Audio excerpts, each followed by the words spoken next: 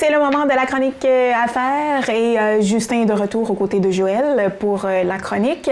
Il sera encore question cette fois-ci de taux hypothécaire parce qu'on a manqué de temps la semaine passée. Il y a une panoplie de choses à savoir. Donc, messieurs, qu'avez-vous à nous dire ce matin concernant les taux hypothécaires, les choses importantes à savoir, bref, vu la situation qu'on vit tous en ce moment? Oui, bien, on va parler d'un phénomène qui s'est passé dans le temps de la COVID. Puis une mode qu'il y avait eu beaucoup avant, c'était de prendre des taux variables. Oui. Puis des situations qui s'est passées avec les augmentations de taux, qu'est-ce qui est arrivé. Donc, Justin, aujourd'hui, va élaborer un peu sur le sujet, savoir un peu... Et nous proposer les bonnes choses à faire, surtout. Hein? Oui, en deuxième temps, si on a du temps, sinon on va l'inviter à une autre chronique. Ah, bon, écoute, ça y est, l'invitation est lancée on va essayer de prendre les deux sujets. Donc, parfait. Bien, je vous laisse aller alors, parce que le temps, c'est cool. Parfait. Ben, Justin, oui. Merci beaucoup pour l'invitation. Un produit, Joël, comme tu l'as mentionné, qui était très populaire pendant la COVID, c'était les hypothèques à taux variable avec paiement fixe. Donc, comment ça fonctionnait, c'est qu'on garantissait un paiement identique, même s'il y avait des variations à la hausse ou à la baisse des taux.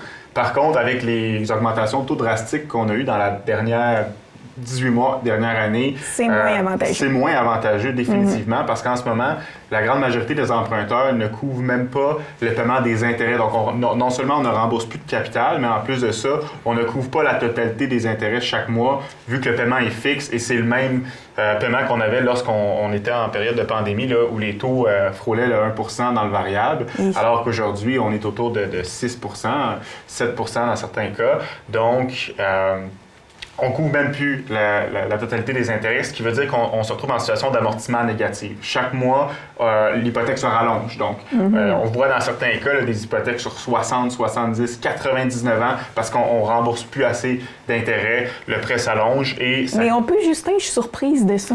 Je pensais qu'il y avait une limite de nombre d'années pour le remboursement. Bien, en fait, c'est que la plupart des institutions en ce moment rappellent les clients pour les remettre sur un amortissement régulier qui est 25 ans. Okay. Par contre, on ne force pas encore la main.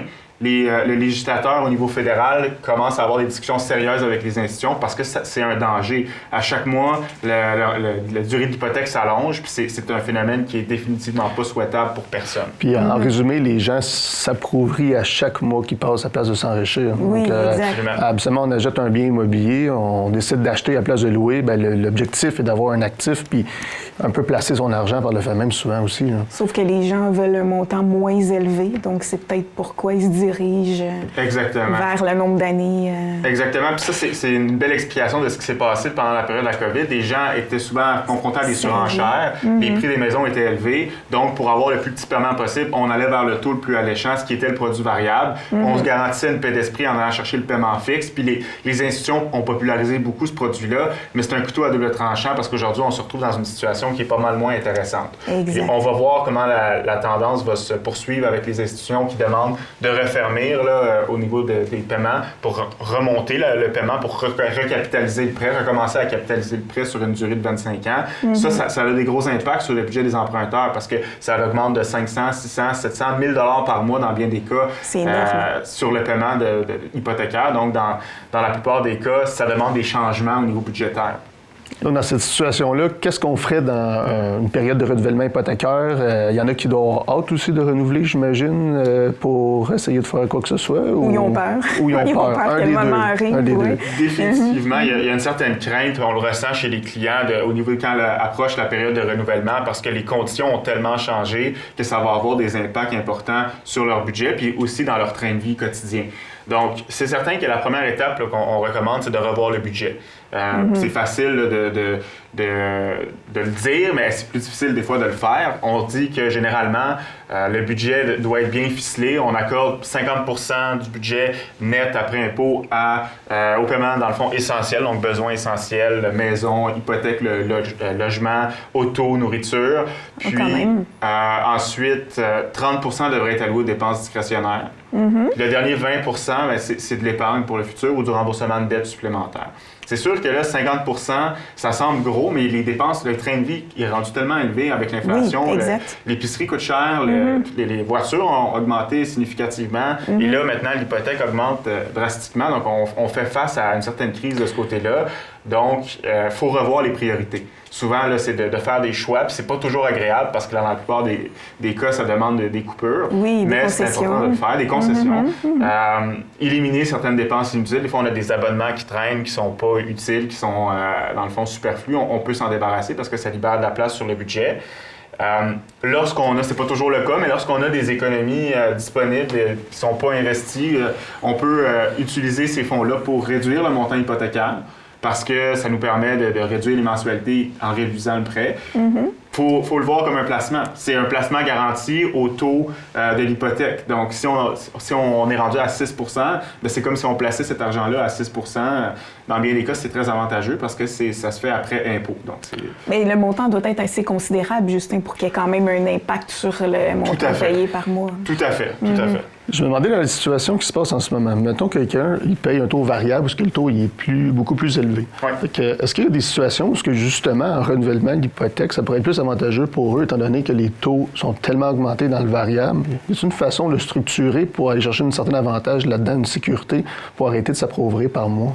Bien, c'est certain qu'il y a deux stratégies qu'on voit. Là. C'est certain que d'aller vers du fixe, ça peut être intéressant. Évidemment, en ce moment, on en a parlé la semaine dernière, le fixe est moins coûteux que le variable, mais c'est pas un phénomène qu'on s'attend qui va durer longtemps. Parce que historiquement, le variable a toujours été moins cher que le fixe. Le fixe implique une prime pour geler le taux sur 5 ans. Donc, normalement, c'est un produit plus cher. Là, vu qu'on a une attente de baisse de taux qui s'en vient, bien là, c'est ce qui fait qu'on est déséquilibré dans la courbe. Par contre, au niveau de solutions concrètes, c'est possible de réamortir le prêt. Donc, s'il nous reste 15 ans au prêt, on peut le remettre sur 25 ans. Évidemment, c'est pas l'idéal parce qu'on rallonge, on prolonge l'hypothèque, mais ça peut faire une grosse différence au niveau des flux monétaires des clients, dans le sens que chaque mois, une hypothèque de 350 000 à 6 coûte, lorsqu'il y a 15 ans restant, 2 940, alors que si on la remet sur 25 ans, c'est 2 240. Donc, c'est 700 $ qu'on vient libérer du budget du client en allongeant l'amortissement de 10 ans.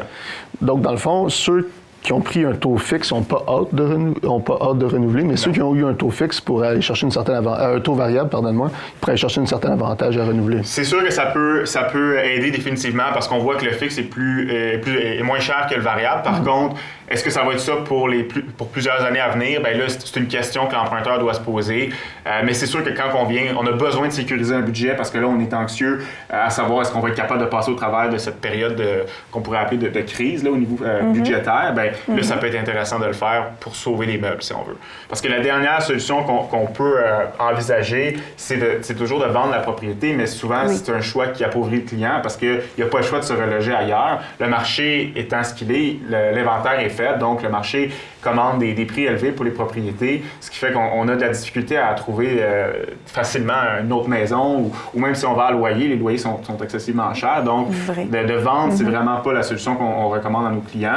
Mais des fois, on n'a pas le choix de le faire. Puis pendant que le marché est encore bon, bien, ça peut être intéressant si ça a à changer, on sait pas, on connaît pas l'avenir, là, mais si ça a à changer, de penser à cette option-là, il faut le faire avant que trop tard.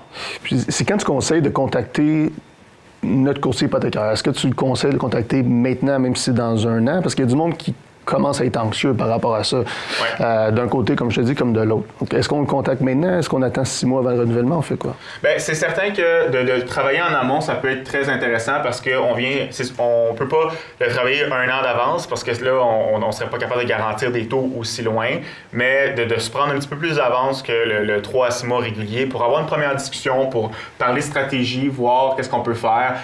Ça peut être intéressant. Ça peut être avantageux pour le client également de voir un petit peu, puis ça peut être sécurisant parce qu'au final, nous, ce qu'on veut, c'est que les clients aient une certaine paix d'esprit puis qu'ils se sentent à l'aise avec le renouvellement qui s'en vient, de sécuriser. Donc oui, définitivement, ça peut être une discussion qu'on peut avoir en amont là, plus longtemps d'avance que ce qu'on voit au niveau classique. Là. Merci beaucoup, Justin. Puis peut-être en terminant, au côté commercial, c'est-tu la même chose? Oui, bien en fait, au côté commercial, on voit également des grosses augmentations de taux. Puis ça a un gros impact parce qu'au niveau commercial, c'est beaucoup basé sur la rentabilité des immeubles. Puis là, on voit que les montants de prêt au niveau commercial diminuent drastiquement parce que la rentabilité est moins là en raison des taux élevés. Donc, ça fait en sorte qu'il y a beaucoup moins de transactions qui se font. puis il faut injecter beaucoup plus de mise de fonds. Donc, tout ce qui est propriété à revenu, on voit que les mises de fonds sont très importantes et demandent là, des injections de fonds qui sont substantielles. J'ai posé la question parce que j'ai beaucoup de clients dans cette situation-là.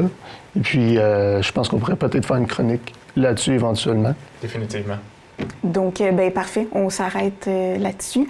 Donc, on se retrouve avec d'autres sujets. Vous êtes déjà partis. On aurait pu continuer encore. Exactement. On essaie de se limiter. Mais dis-moi, c'est un sujet qui intéresse vraiment les gens à savoir. Puis bon, on comprend qu'il faut vivre le moment et attendre les choses puis s'ajuster du mieux possible. C'est totalement ça en bout de ligne.